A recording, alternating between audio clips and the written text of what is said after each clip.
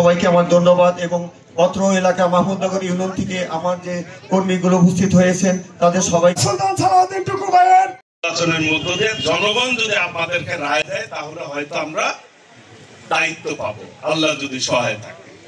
এই টাঙ্গাইলের যে সমস্যাগুলি সেইগুলি চিহ্নিত করে প্রত্যেক এলাকা যার যার এলাকার মুরব্বীদের সাথে কথা বলে আমি উন্নয়নমূলক কাজগুলি করব।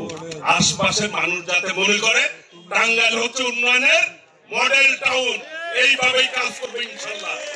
একটি আদর্শিক টাঙ্গাইল গড়ে তুলব। এটি আমাদের টাঙ্গাইল, আমরা মিলেমিশে টাঙ্গাইলকে গড়ে তুলবো ইনশাল্লাহ। সকলকে আগামী দিনে ধানের শীষে ভোট দেওয়ার আহ্বান জানিয়ে আমি আমার বক্তব্য শেষ করছি।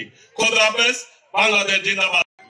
নির্বাচনী মতবিনিময় সভায় রশিদ ভাই আজকের অনুষ্ঠানে প্রধান অতিথি হিসাবে বিএনপির সাবেক ভারপ্রাপ্ত সাধারণ সম্পাদক, টাঙ্গাইল জেলা বিএনপির সাবেক, টাঙ্গাইল জেলা ছাত্র দলের বিপ্লবী আহ্বায়ক জনাব দুর্জয় মাহমুদনগর ইউনিয়ন বিএনপির বিপ্লবী সাধারণ সম্পাদক জনাব।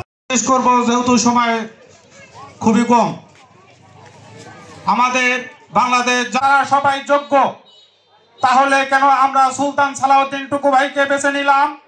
পশ্চিমে সিরাজগঞ্জের চৌহালি, দক্ষিণে নাগরপুর সবাই আছে।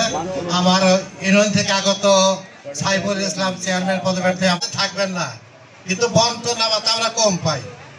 আমার জন্মলাগা তিলনের সবাই জেল খাটতে হয়েছে, অসংখ্য রিমান্ড এবং অনেকবার গুম খুনের মুখোমুখি হতে হয়েছে। নির্বাচনের মধ্য দিয়ে জনগণ যদি আমাদেরকে রায় দেয় তাহলে হয়তো আমরা দায়িত্ব পাবো, আল্লাহ যদি সহায় থাকে।